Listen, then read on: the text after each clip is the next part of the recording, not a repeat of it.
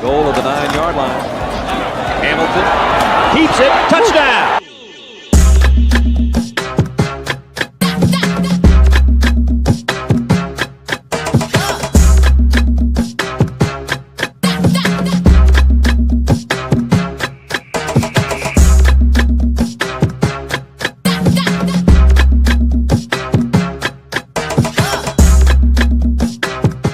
As always, y'all, we're thanking God every minute of every day. It's your boy, One Live Stewart, Ryan Stewart, and it's your guy, former Heisman runner-up. You know him as Joe Hamilton. 1999, that man came in behind Ron Dane, and we talk about it all the time. He should have been in front of him, but it is what it is.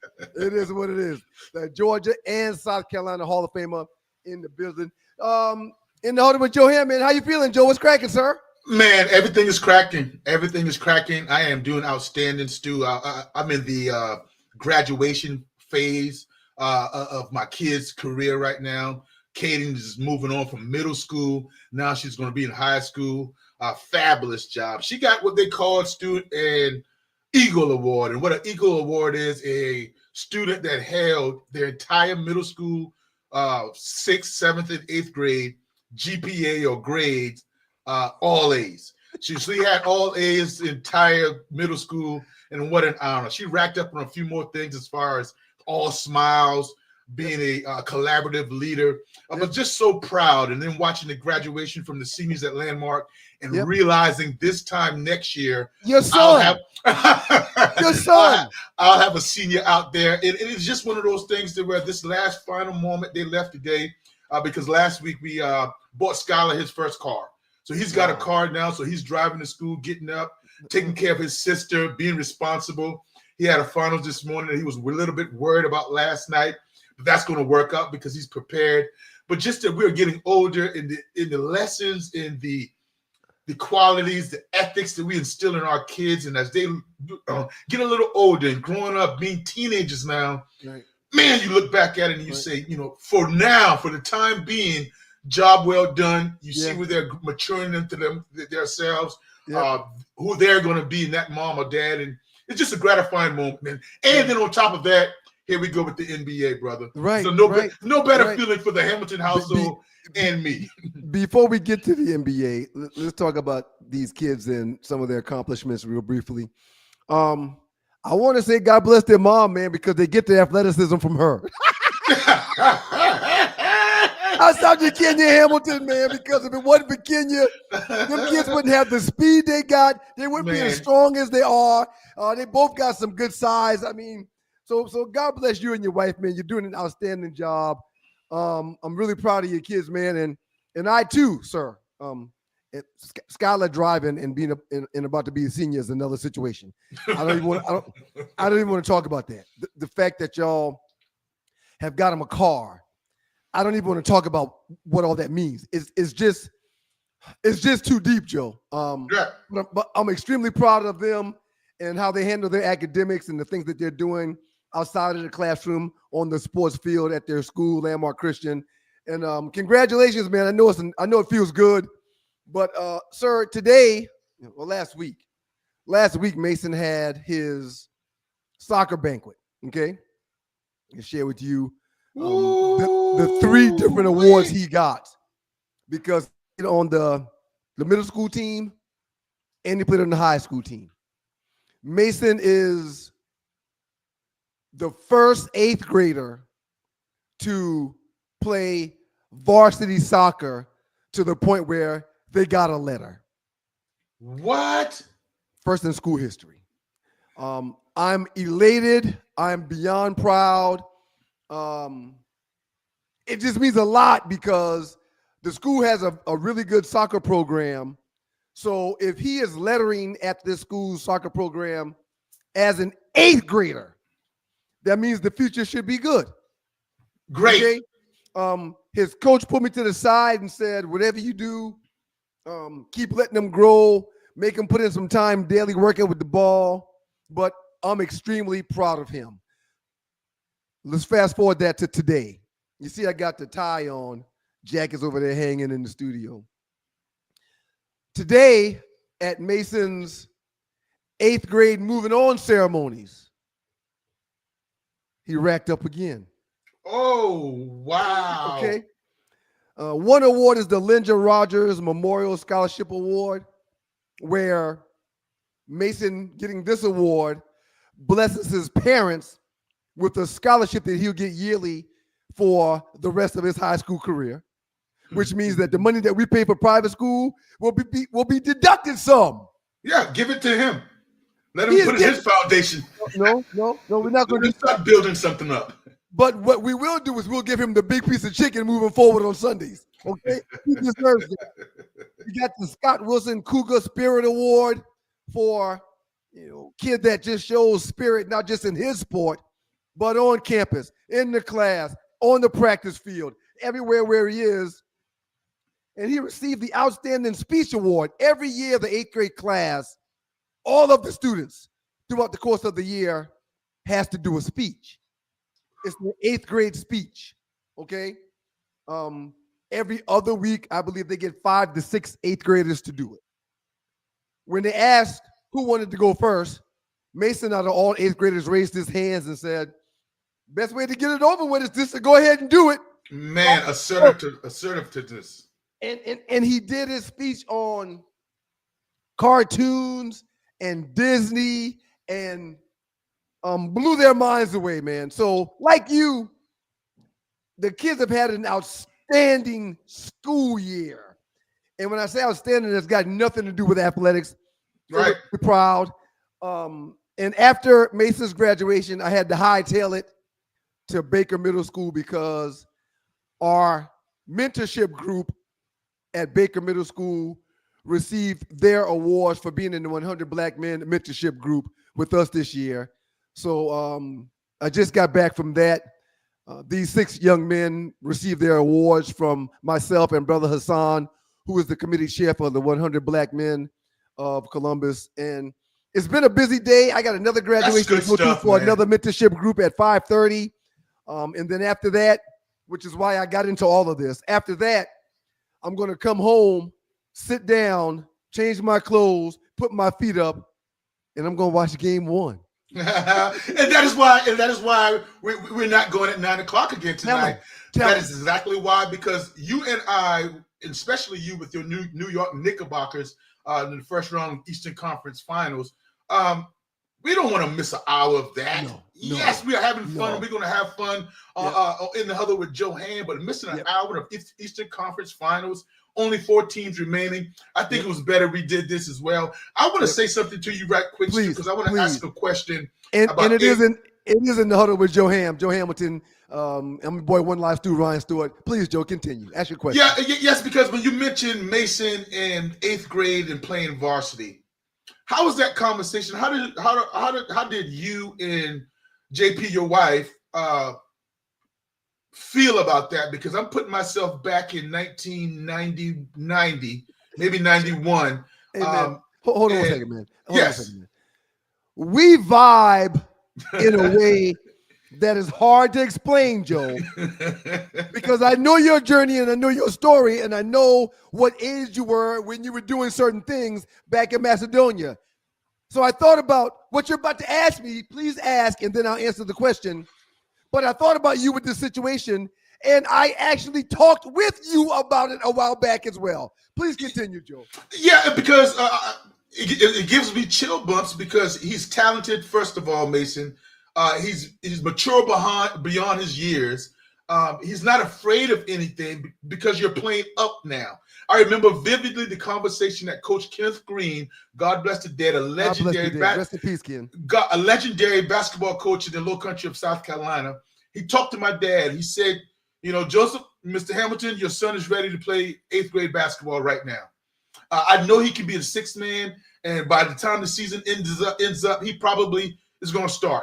This was a bunch of seniors: Esau McHoney, Joey Wright, my brother's on this team, Patrick Pralo. Yes. And ultimately, I decided to Dad, I didn't want to leave my teammates. Dad, I wanted to play in my grade. So I decided not to play with with the varsity as an 8th grader, only because I felt somewhere about leaving my teammates. But at the end of the season, when my season with JV was over, I was able to go up to the varsity level and help them win a state championship because I was still able to play. So it was just a gratifying thing. And I know my mom, especially my dad, said that whatever you feel like doing, you do. But as I talked to him a year or two later, because we always talked about that, he said, son, your bottom line was the fact that you wanted to play along with your friends, along with your grade. And looking back on it, Stu, it didn't stunt my my growth. It didn't have any negative experiences on it, but I was just knowing or wondering how you and JP and Mason came to that conclusion that, JV's well, but I also want to step into this big boy league that I'm ready for as well. In the Huddle with Joe Ham, I'm your boy Ryan Stewart. We're looking forward to doing today's show. The NBA Finals are well underway.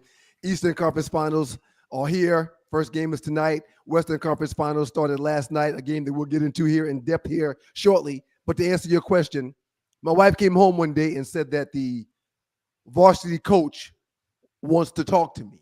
Mm-hmm. And I said, well, what's he want to talk about?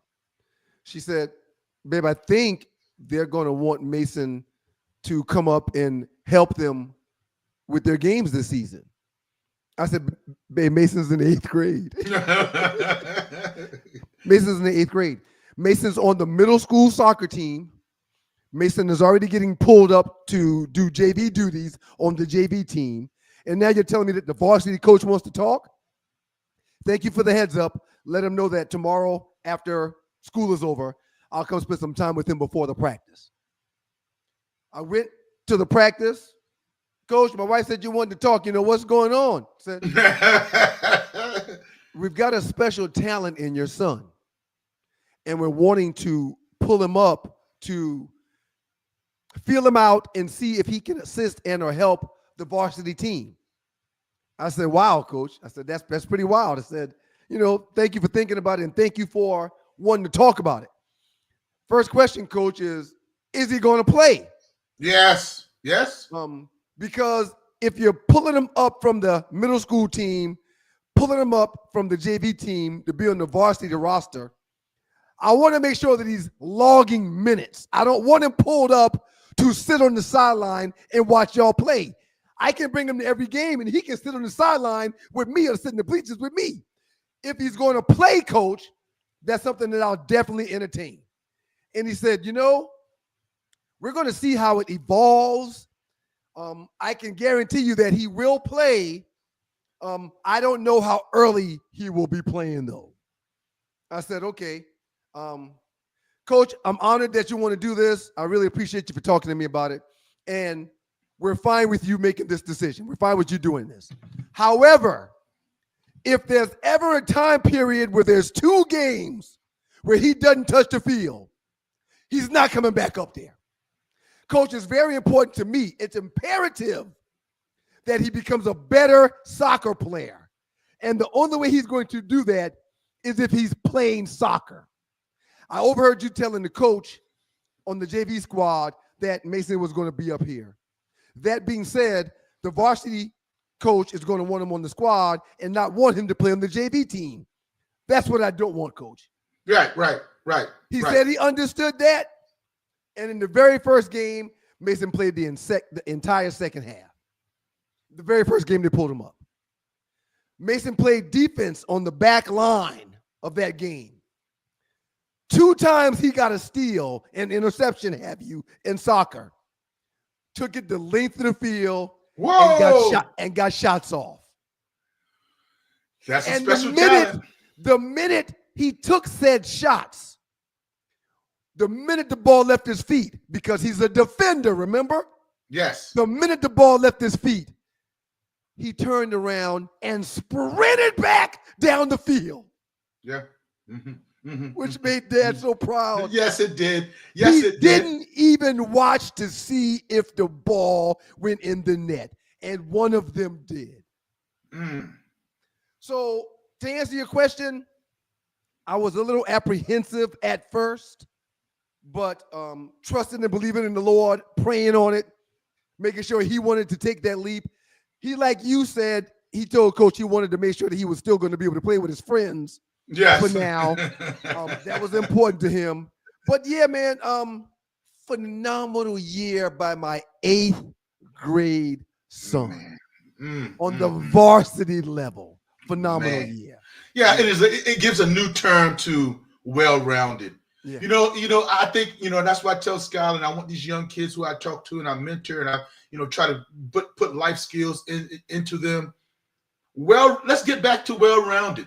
Let's get back to pulling your pants up. Let's get back to talking about the good Lord. Let's get back to making straight A's and you're not considered a nerd. Let's get back to being, you can joke around a little bit. You can have a good time, no doubt about it. But let's get back to those things being cool again. Get back to being competitive with your homeboys and homegirls about bringing home A+s and all A's and doing those, serving the church and serving the community. Let's get back to those things being cool. Because that's what we're going to leave these the society and our community in the hands of our young boys. I told these 6 young men here today when I gave them my last words, guys, please remember that tomorrow is about you. You're making these decisions that you're going to make to do the right things or to do the wrong things. And the deeper you dig to continue to do the right things over and over and over and over, and to be a student leader that's someone that other kids around your school can look up to and seek ways to do things, you're going to have a bright future. But if you're making the wrong decisions and you're doing the wrong things, your future is not going to be as bright and you're going to be bringing turmoil to yourself. Who wants to do that? So my parting words with them were to please remember to dig deep and to simply do what's right. It's a whole lot harder to say no to some things you're thinking about that aren't good. It's a whole lot harder to say yes to continue and to do the right things. But when you continue to do the right things, the good Lord will eventually bless you tremendously. But guys, again, it's totally up to the man in the mirror. No one can make you do something wrong. No one can make you do it right. Take control of your futures and do the right thing. So I'm feeling good today, man. I got a long day the rest of the day. Looking forward to some basketball tonight. But that is where we will start in the huddle with Joe Ham, talking about the basketball because the NBA finals are underway. We're in the Eastern and Western Conference finals. And Joe, you sent me some notes earlier about your thoughts. For the 7th straight year, it will be a different NBA champion. My question to you is that good for the NBA? Is that good for ratings? Is that good for the fans? Or do we want dynasties, the Boston Celtics, the Los Angeles Lakers, the Golden State Warriors? Do we want to continue to see those people triumph? Well, Stu, that is something I was mulling over and will continue to mull over a little bit here. What do you want to see? For you and I, Stu, it's all good, because we're going to watch basketball regardless. But for the casual fans that just going to tune in now because it's one game or one a series before the finals, is that enough to grab their attention? Is there enough superstars? Are you going to deal with Ant-Man? Is he enough to carry the Minnesota Timberwolves? Does enough casual fans know about him? When you look at Shai Gilgeous-Alexander, is that enough superstardom to be able to gather the casual fan? Or are they looking for the Steph Curry? Are they looking for the LeBron James? Are they looking for the Kevin Durant? On the Eastern side, is Jalen Brunson enough? OG Anunoby, is that enough? Mikal Bridges, Karl Anthony Towns, is that enough? Is that enough? Are those people enough to be able to carry the casual fans? It's going to carry me because it's going to be outstanding basketball. Outstanding basketball, because I don't want the same old team. Now, the same old team being there is very, very good because you got familiarity, whether you're rooting with them or against them. That's the whole thing about a dynasty. And that's the whole thing about guys that's constantly being there. When Cleveland went, I think, 4 or 5 years in a row. Golden State went many years in a row. Miami Heat with LeBron went many years in a row. What that gives you the ability to root and build a fan base. And that also gives the ability for somebody to be a villain. There are no villains in the NBA playoffs left. Now, if you want to say the Knicks are villains because it's the New York Knicks and Madison Square Garden, that's reaching a little bit to me.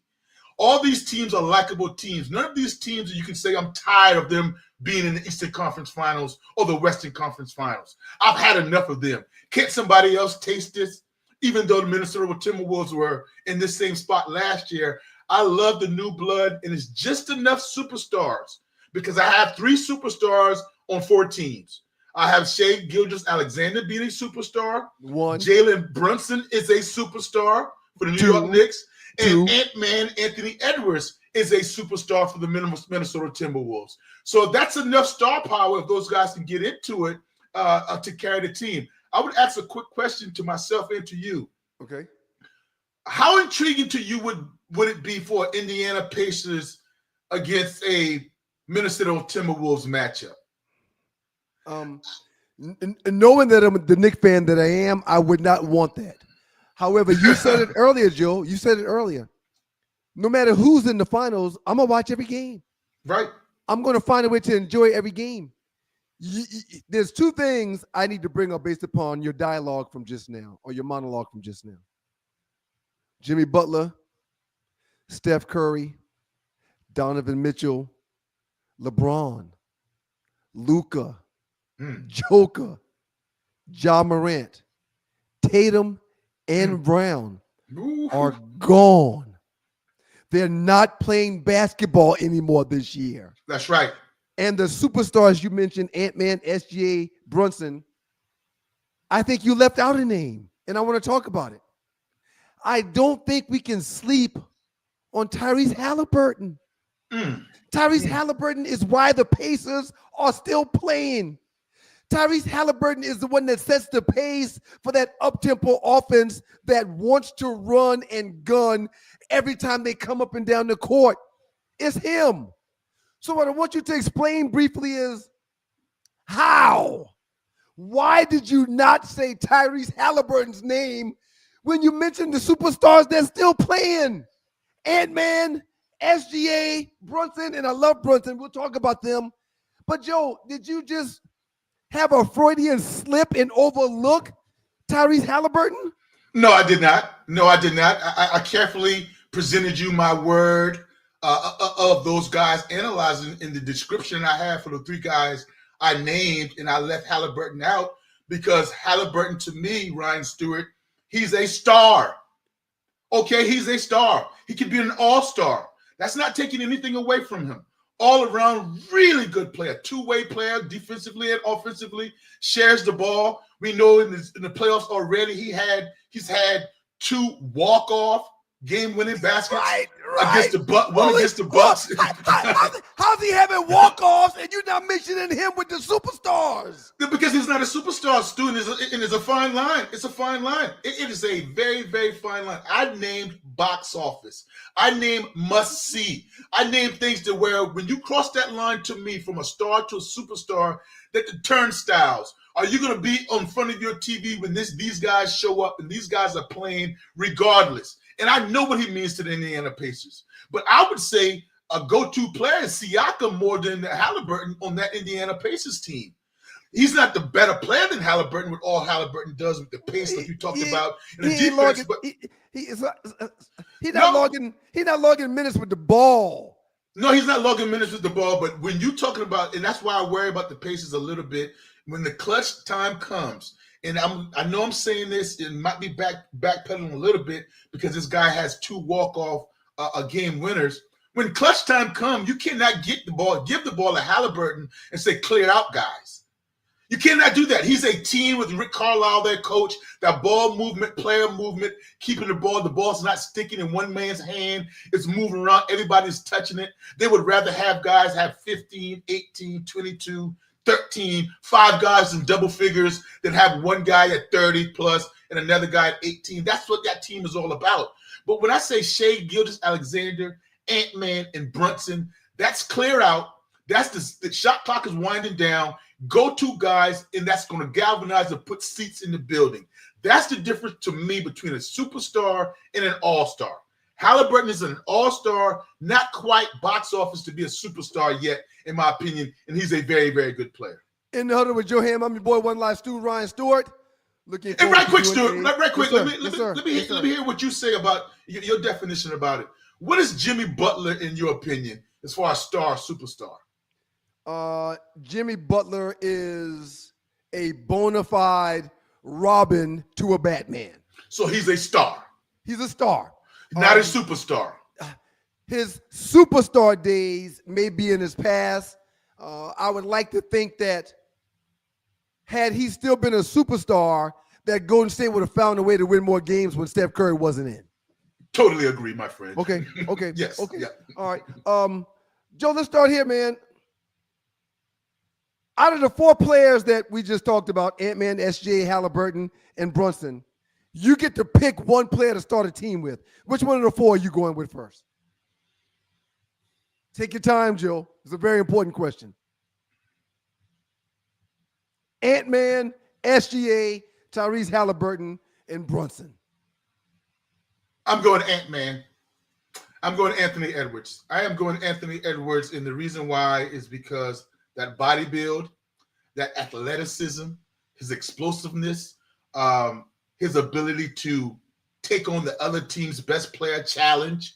Last night, I think you heard him a little bit down the stretch outside of that ankle injury, that right ankle that he twisted again. He took on the challenge of guarding SGA. Not the entire game. You can't have your best player guarding their best player the entire game, but he takes on that challenge. His ability to develop and to enhance his game in every year he's been in the NBA, I have to go with Ant-Man in the moment. He wants the moment. He wants to compete against the KD. He wants to go to the Olympics and show those guys he belongs. So athletically wise, being a two-way player, and Shai Gilgeous-Alexander is a two-way player as well. But right now, I would go Ant-Man just before his body build, his explosiveness, his ability just to be fearless, his competitive nature. I got to go with Ant-Man. Yeah. Ant-Man, SGA, and then Brunson. He averaged 26.5 points. We're talking about Anthony Edwards this season. He's averaged 26.5 points per game in the playoffs this year. Last night, maybe it was the ankle, but he only had 18 and did not score anything in the fourth quarter. That's not the dog that I want. No.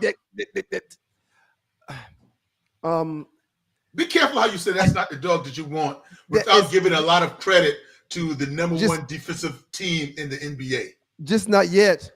Just not yet. When you got SGA, going for 30 nightly, you got SGA getting steals, SGA coming behind people getting blocks.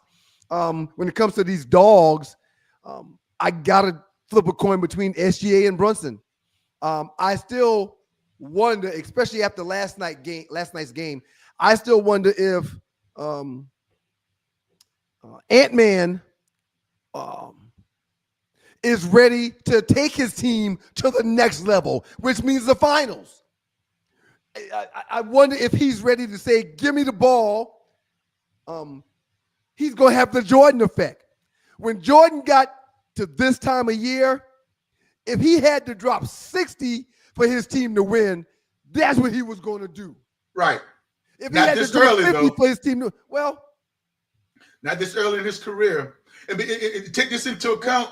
You're right about that. You're right about that. Take this into account. Is he ready to take his team to another level? Remember, this is back-to-back Western Conference Finals for the Ant-Man. This is back-to-back, so he's right there knowing this is Brunson's first Eastern Conference Finals. This is SGA when they led the league 2 times, the best team in the Western Conference last year and this year. This is his first time making the Western Conference Finals. So Ant-Man has took his team further than those 2 guys as well.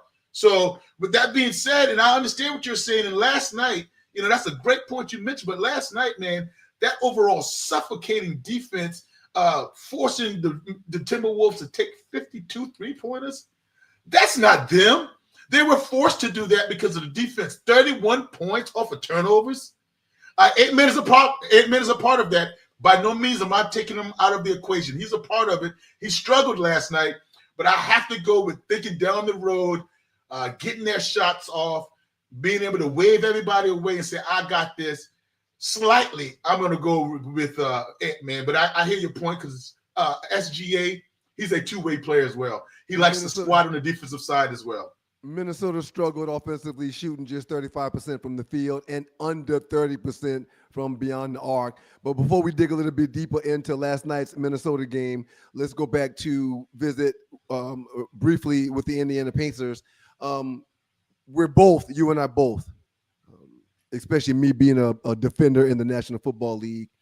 I think I'm falling in love with defensive basketball. It literally reminds me of the late 80s and 90s when the bad boy Pistons and the big meated players for the Bulls, when people came into the paint, was literally beating people's behind.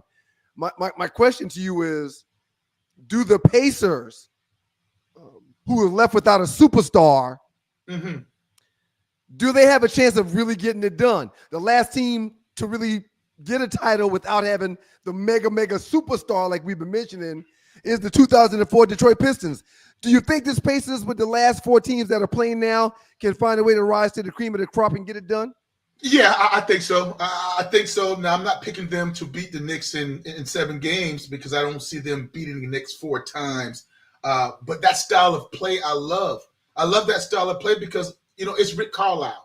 It's Halliburton being able to spread it around. It's Siakam. It's Miles Turner down low, protecting the rim and getting points in the paint. And also he can pull out and hit that 3 ball. So when it comes down to a coach, what would you rather? Would you rather, with 3 minutes left, the game is tied within 3 or 4 points, a guy that you can say definitively clear out, we're going to run a 2-3 pick and roll or 1-4 pick and roll, and we're going to have a mismatch for our go-to player?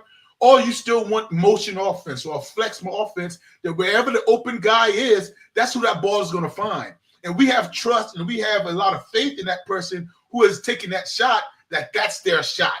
They're going to be surrounded, the Indiana Pacers, with shooters on the court. They're going to have a lot of space. They're going to get the ball off a made basket or a missed basket and run the floor very, very fast. And their defensive prowess is pretty good as well. So I do think they can do it. It's just that, will they allow? Because I know you remember last year against Brunson, before Brunson got a little bit injured, they were physically beating Brunson up. They were beating Brunson up. Now the officials going to allow a little bit of elbow and a little bit of bumping and chest bumping and a little bit of physical play. That bodes well for the Indiana Pacers. The officials going to allow Brunson to be a little bit crafty and maneuver and draw fouls like he's so accustomed to doing, and he does it very, very well. That's going to bode well for the Knicks. So I just think that I don't see with the Knicks being able to, and this is the thing with Indiana Pacers and the ball movement and player movement, that I think the Knicks can halt a little bit. Mikal Bridges, OG Anunoby, even to an extent, Josh Hart. Josh Hart. Yeah. Those guys can switch on anybody. Yeah. All the screen and movement, those guys are positionless players, especially on defense. You can very seldom catch them in a mismatch. Yep. Josh Hart can end up on Halliburton. Yep. OG Anunoby can, and also Mikal Bridges. You're fine. They'll be able to, and we know the game plan coming from Coach Thibodeau is all about defense. I mean, he's going to smother that. So it's going to be a very intriguing matchups. You're going to have to make shots, and that's why when you alluded to the '80s basketball and defense, it's not people shooting bricks. It's one thing about people shooting bricks in these low-scoring games, but I'm seeing steals. I'm seeing deflected balls. I'm seeing rotation, guys taking charges. I'm seeing boxing out. I'm seeing good old-fashioned fundamental defense, help defense. Those are the type of things that where when you come in here, you used to be my friend. Yeah, we can go on the banana boat after the season, but you're going to have a hard foul. Yeah. You're going to take a hard foul, and it's going to be something that the playoff time is here. So I love the way the NBA is going now, and it helps guys like me that during the regular season, I didn't like guys putting up 50 and 63 pointers. It's becoming a shot fest, bad shots. I would like a little bit of defense sprinkled in here and there, and I think that's what we're getting. A little bit more basketball talk in the huddle with Joe Ham, and I want you to remember the comment that you made a second ago. Hard fouls. Yes. Please remember that. We'll talk about it here in detail before we move on from basketball, but please remember that thought, hard fouls. Quick question for you, Joe. 4 teams remaining. If you had to pick one to walk away with it all, start this thing off by telling me, who do you see going to the finals and who do you think will ultimately be the finals champion this season? Last night changed me up a little bit. I know if you've heard me talk last Thursday, I said, my goodness, Minnesota Timberwolves, I'm writing them down. I can't write them down now if I saw what I saw last night because I kind of forgot what the OKC Thunder, what those guys do defensively. And I got them going all the way as far as being the number 1 seed in the West, almost running it with the exception of the Cleveland Cavaliers, having the best record from the beginning to the end. I got the Thunder going up against the Knicks, and I just think with the defense and the ability to put big bodies on Brunson, that's why the Thunder are going to pull down or cut down the net, so to speak, in the NBA over the New York Knicks. It's going to be a bruising season now, a series. It's going to be 7 games, but just the ability to play big with Hartenstein and Chet Holmgren on Karl Anthony Towns, the ability to have those guys, Luke Dort and Williams, play on the perimeter against Jalen Brunson and those guys. I just think the depth of that defense, they go 10 deep, the Oklahoma City Thunder. I think that's the deal. Now, watch out for the guys that's been there before. Rick Carlisle is the only head coach that's been here before. Watch out for that. Does that mean something? Yes, I do believe so. Watch out for Alex Caruso. He's a champion for OKC, and he's a glue guy that plays valuable minutes. Man, do you know that last series against the Denver Nuggets, he played the Joker? He played the Joker. He played against Jokic and did his dance on him. So right now, Stu, it might can change next week, or when we get on the phone, probably on Friday, it might change. But right now, I'm going to Thunder, Oklahoma City Thunder, matching up against the New York Knicks with the Oklahoma City Thunder getting their first championship down in Oklahoma City. But I would go Big Kendrick Perkins on ESPN said he thinks the Knicks will get it done in 5. Against the Pacers? Against the Pacers, they'll get it done in 5. And I don't necessarily agree with that. However, I'm confident to think and say that Brunson is going to do what he does. He's a dog. Mm-hmm. Okay? We've got 4 players that can all go for 20-plus points. Between Hart, OG, and Bridges, when Brunson does what he does, 3 of those guys are going to have to find a way to get me 15 to 20 points. Right. And the link that's really going to make it happen is Big Cat. If Big Cat can do what he's done in the past, dropping 22, 25, I think he's injured. I think something wrong with one of those fingers. But if Big Cat can get anywhere near 20 points a game, I think Kendrick Perkins might be right. And I know it's hard for them consistently to all put up points like that. That's how they smashed Boston in the last game when they got him out here. Everybody except for Hart had 20-plus points, and Hart had a triple-double to win that game to put Boston away in 6. I just really feel good about the Knicks if we bring our A game every night. And we know this time of year, it's hard to bring your A game every night. Yeah, in what way, when you say basketball terms, your A game?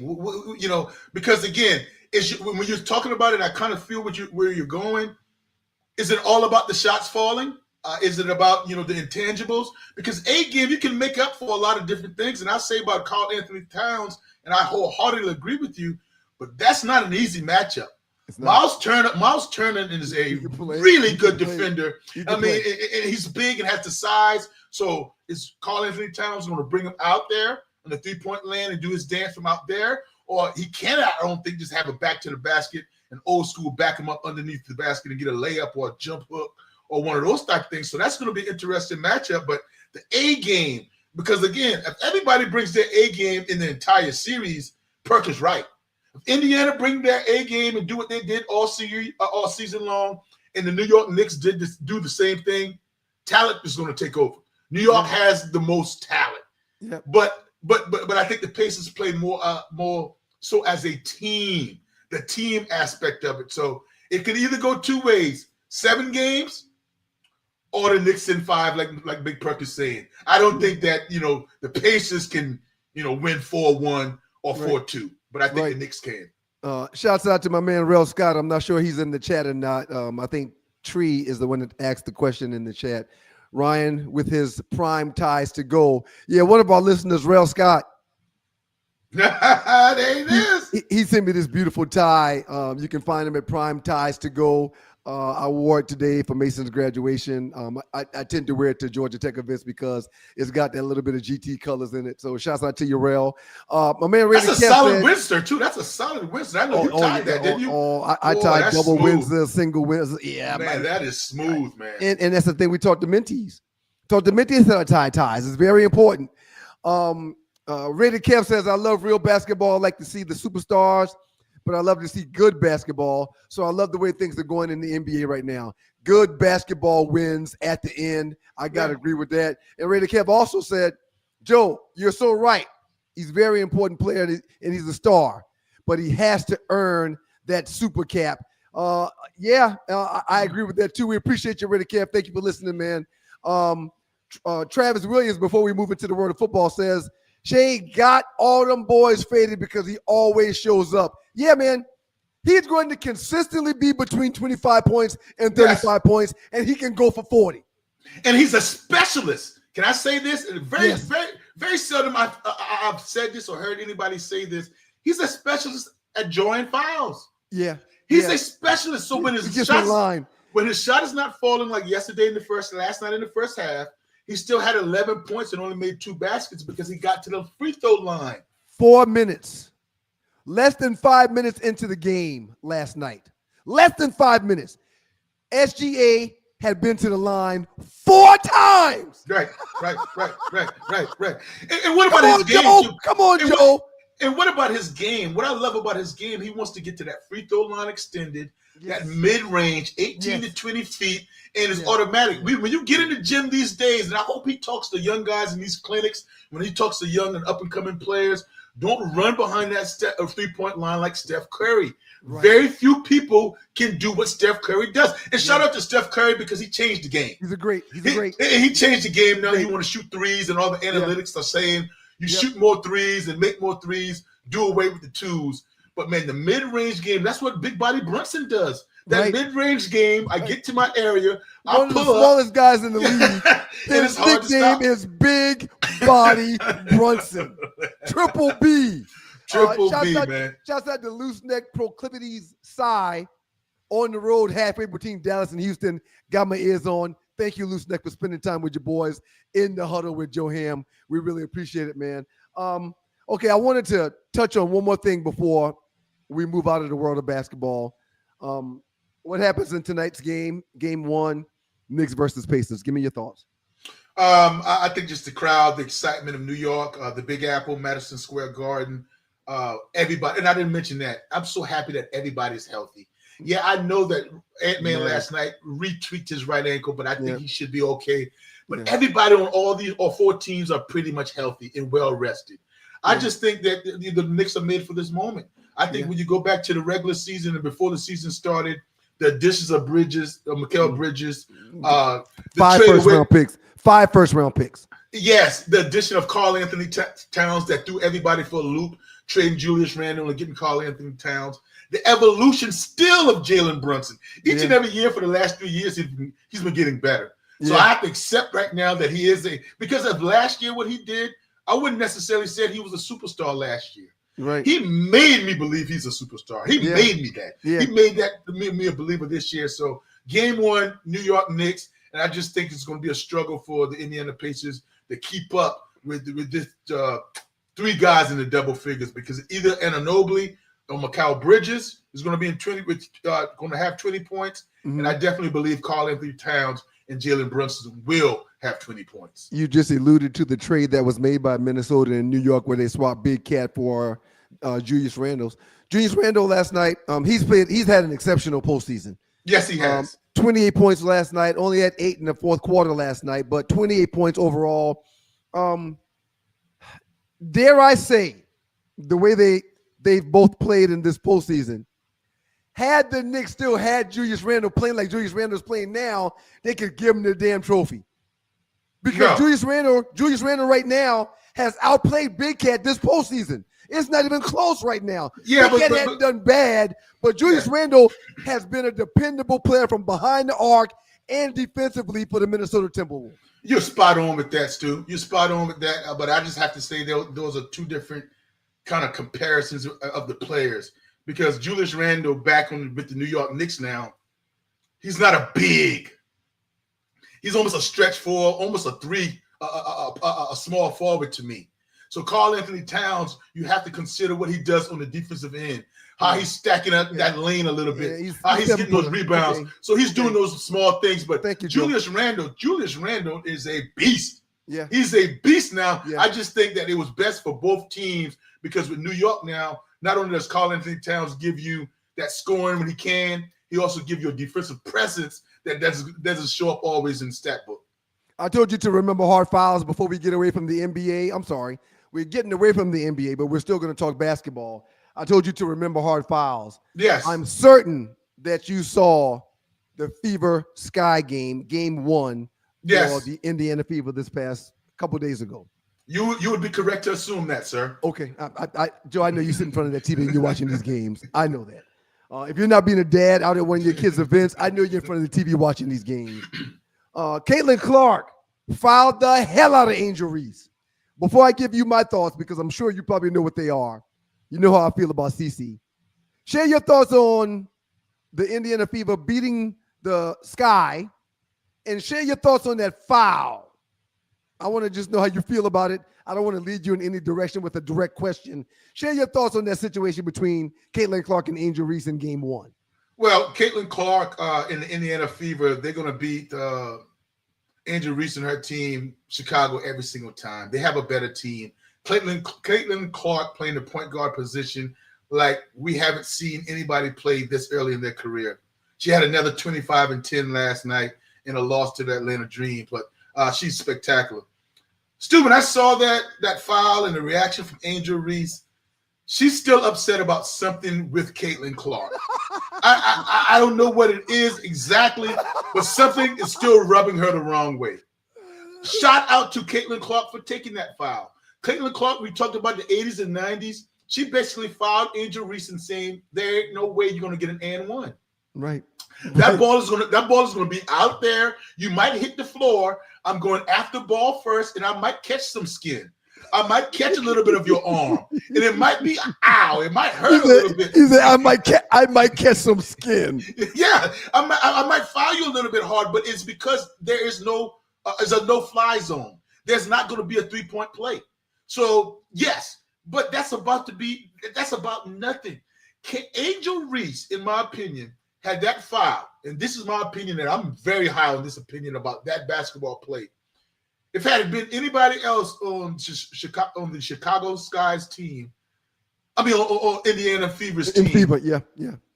Angel Reese would not have done that. She would not have done that. That's a good old training camp. Foul. It's a take foul. It's a take foul. It's a hard foul. It's a hard foul. But she reacted. Number one, you're getting blown out. Number two, Caitlin Clark is outshining you again, like she's done previously, not in the national championship game, but again. I know you know how I feel about Caitlin, but thank you for just telling the truth. Thank you for respecting and knowing a baller when you see it. And I don't care about color in situations like this. We're talking sports. We're talking basketball. We're talking players. She's a real player that people keep trying to diminish that fact. I don't let them talk that long. Diminish the fact that she's a real player. Stu, you know what? I don't let them talk that long to me about Caitlin Clark in a negative way. I just don't. I do not. If you want to talk basketball and Caitlin Clark and you want to talk what she's done for the WNBA and her rookie season, let's talk about that. If you want to talk about anything that she's given, they want a white person to be a face of the league and she's doing something disrespectful. This girl is a hooper. If anybody needs to do anything, it needs to thank Caitlin Clark for what she's doing. And you know what? She's all ball. And you know a guy like me loves that. Yeah. I don't have a problem with Angel Reese and her fashion and her TikTok and her Instagram. You do all that. And you know what? Angel Reese is a fine player in her own rights. She is. She had a double. She had 17 boards in that first game. Yes. And she performed. Yes, and her team is not that good, but there's no comparison to the basketball player with Caitlin Clark and Angel Reese. And Angel Reese still has a vendetta against Caitlin Clark. She still looks at Caitlin Clark as a rival, which is cool. And she still can't separate herself from Caitlin Clark. Caitlin Clark has moved on, in my opinion. She's moved on from the Angel Reese, moved on from the comparison. She got bigger fish to fry, Yes, Joe. she's moved on. She doesn't want to be compared every single time we talk about that, bringing up Angel Reese. But I still think Angel Reese is holding on to that a little bit, in my opinion, bro. In the Huddle with Joe Ham, before we get into a little bit of NFL talk, because the NFL schedules did come out last week. Looking forward to getting some choice thoughts from Joe about that in the Huddle with Joe Ham. Real quick, man. This offseason for Angel Reese was the first time she wasn't playing basketball or doing something for months. Because remember, the year before last, she was surpassing the NCAA women's college record when it comes to scoring points. Then after that season, where they end up losing to Angel Reese and her teammates. Yes. After that season, she gets drafted immediately. And then after the draft, what happens? The WNBA season starts. Mm-hmm. So she got her first break a few months ago. And what does she do?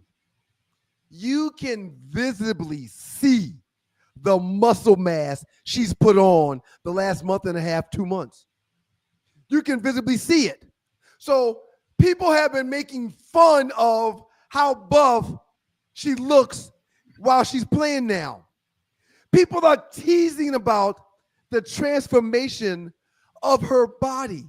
Mm. But a lady that got her behind beat last season, she took take fouls, multiple of them, in every single game she played last year. So she comes back after the offseason, 5 to 7 pounds more muscle mass. You can see it in the definition in her body. She gives Angel Reese a take foul, and the world goes ballistic. Ballistic, my brother. Ballistic. The world goes ballistic. Can I add something to it right quick? Please. Let me add something to it right quick. And Caitlin Clark, through all what you just said, which is fabulous, I totally agree with last year. And she had to go through that, being the number one pick, and had to win over her teammates' respect. Right. She went through all that beating, right, all that physicality and getting knocked to the floor, late fouls, and her teammates refused to pick her up off the ground. There were times where, as a teammate, this lady's on the floor and they're walking by her. They wasn't helping her up. And specifically, Stu, I watched that this past weekend. I watched for it. I watched for it to see her now. You know, Caitlin Clark is the best player on this team. She's proven it now. Will y'all help her up now? Will y'all let the bygones be bygones and stop listening to social media and enjoy greatness and understand that greatness is on our team? Greatness is going to help us win games. And what did I see? I saw Aaliyah Boston, and I saw some of the other girls start to pick her up now, start to have her back. And that's what I love, and that's what I wanted to see, because she earned everything she's gotten. We didn't say anything about Steph Curry putting on muscle mass. No. We didn't say anything about Trae Young putting on muscle mass. Everybody said they got to get stronger. They got to make sure they take the beating that they're going to take. And here this goes. She's a professional basketball player that's taking hits, going to take hard fouls, and because she put on muscle mass, you're going to make fun. No. We better applaud it, because she's going to be one of those young ladies that we look back and say, we've been watching an all-time great. In my opinion, brother. We're about to move on and get into the NFL with In the Huddle with Joe Ham. Shouts out to Birdman22. Good afternoon, Joe Ham and Ryan Stu. Absolutely loving this afternoon content. Much needed. We appreciate you for being here, brother. Thank you very much, Birdman. Shouts out to my man. This is probably Tree, or it could be Arlie, but shouts out to Tree. I think it's Tree. Oh, Lord. A CC party in here. Okay. Yeah. Well, the people I work with on Mondays and Thursdays, they give me a hard time about this CC love. But let me tell you something. You should accept it. I lost it last week when CC hit Angel Reese and Angel Reese fell to the ground. And CC just kind of turned around and was walking away. But thinking about the previous year, I'm like, Angel going to hit her in the back of the head. But what happened? You just mentioned it. Boston stood up and threw her arm out like, back off. Yes. Back off. Back off. Yes. I lost it in my room watching the game. I'm like, yeah, that's the backup she needs. Yeah, support your teammates. Yes. Where was that last year? I lost it. Literally loved seeing Aaliyah Boston step up and support her teammate, the great Caitlin Clark. My goodness, that's good stuff. And you know what? Shout out to Angel Reese for seeing the replay, knowing what happened, and her post-game presser, she was able to say, much to do about nothing. Let's move on. She could not even dwell on that anymore. Right. She knew it was a foul across the wrist. It was aggressive. Much to do about nothing. Let's move on. In the Huddle with Johan typically comes on Wednesday nights at 9 o'clock. But today, in honor of my Knicks and the Eastern Conference Final with them versus the Pacers, we decided we wasn't missing none of that game tonight. So for those that will log on tonight to watch In the Huddle with Johan, guess what? Hit play on this show and rewind it and watch it again. That's fine. Yes, sir. Yes, we'll be watching the game. Looking forward to talking about that moving in to next week. It is In the Huddle with Johan. I'm your boy, One Live Stu, Ryan Stewart. Don't forget tomorrow morning, Stewart Media and Entertainment's very own Two Live Stu's Experience will be going down at 7 o'clock, where we'll be talking about the Western Conference Finals first game and the Eastern Conference Finals first game. Looking forward to a lot of NBA talk and a lot of stuff that's happening in pop culture. Woo! A lot of stuff that's happening in just life. So we'll have a well-rounded show tomorrow with myself and my brother Doug Stewart right here, 7 o'clock in the morning on YouTube as well as on Facebook. But In the Huddle with Johan will continue now. We'll get into a little bit of NFL talk. Schedules came out last week. Joe, any early thoughts on that schedule that you want to share? Well, yeah, I thought about it, Stu, and, when it was coming on, I put myself back in the locker room, the NFL locker room, and what I've done as a fan recently. The number one thing a guy in the NFL that's playing, he looks at the bye week. When is our bye week coming? When is our bye week coming? When do I get a break? Yeah, when do I get? And hopefully it's not early on in the season after the first 4 or 5 games, because your body's not taxed like that quite yet. All right, it's not taxed like that quite yet to where you need a break. Hopefully it comes in the midway range between 10 and 11 games that you want to see. After that, everybody's going to look at the non-divisional opponent. Where do we play them at, the non-divisional opponent, as a fan and definitely as a player? And if you're on the south side, like I was with the Tampa Bay Buccaneers, if you're down south or you're anywhere like Miami playing in really, really nice climate weather, you look at when you're going to play somebody like Green Bay. Right. Where's my cold weather games? Yes, the December games, when are we going to play that and where? Yeah. If we Chicago, home in a Soldier Field, Green Bay. Yes.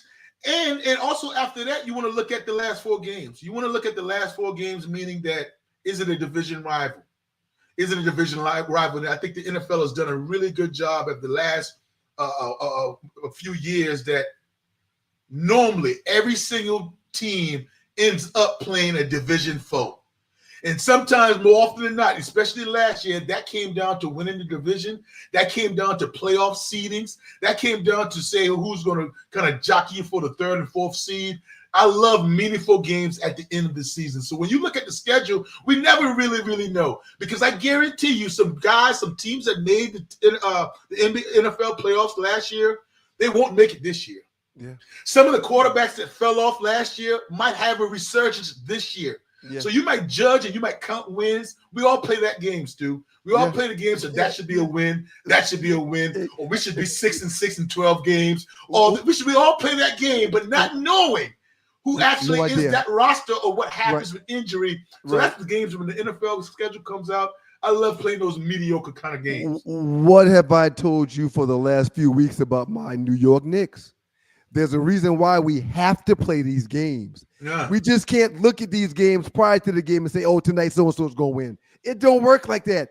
All these games have to be played. But when that schedule drops, every fan of a team looks at their team and says, oh, we'll get that win in Carolina. We'll get that win in Indy. Hell no. It don't work like that.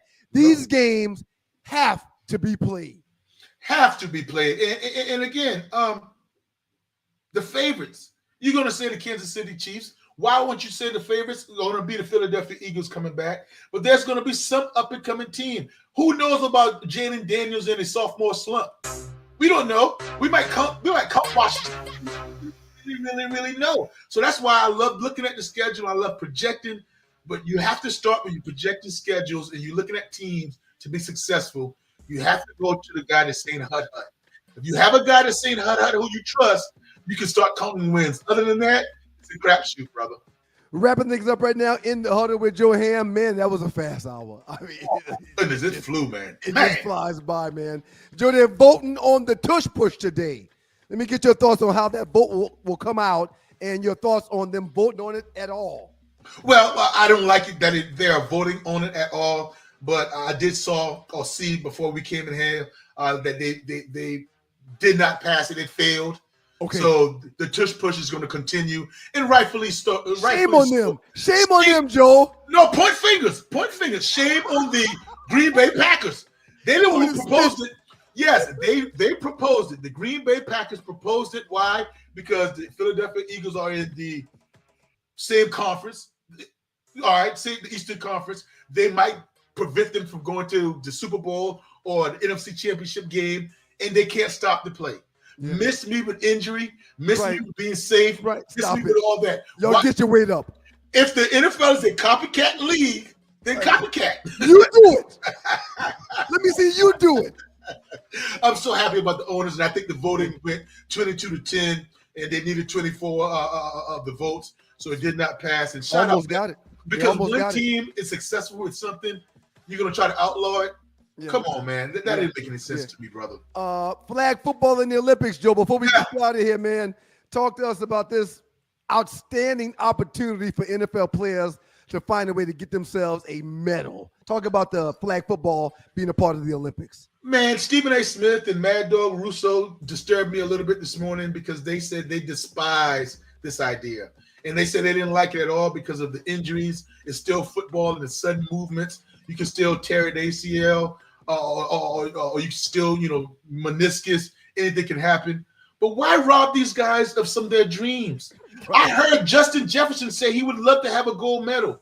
What's the difference between a basketball player all of a sudden playing for their country? It's an opportunity for these guys to play for their country, Stu. Now, I understand the injury part about it, leading up to camp. And if I'm an owner or a coach, I cringe a little bit.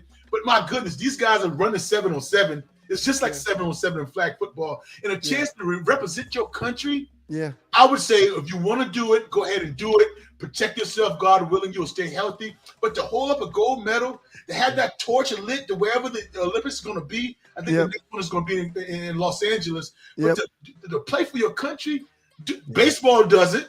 Everybody does it, but everybody does it. You don't want these football guys to experience that. I'm just talking about the experience, but I think it's a great thing for these football players. I'm excited to see how it goes down. I'm excited to see the rules and what they can and can't do. I'm excited to see the plays. I'm excited to see the movements. Is it going to be 11-on-11? Is it 7-on-7? I'm excited about a lot of it, man. I'm curious. But more than anything, I'm elated that some of my favorite ballers, if they decide to step up and accept the challenge and take on the task of being an Olympian for the flag football team in the Olympics. That just sounds right. It sounds right. It sounds right. I'm happy they're going to get a gold medal to put in their trophy case. No doubt about it, man. I want to say this before we get out of here, man. We hadn't done a show in 2 weeks. Schedules have been hectic. Things have been busy. A lot going on into the school year. Your kids have had track meets and stuff. It's up to you when we do this show, man. So thank you for letting us do it today.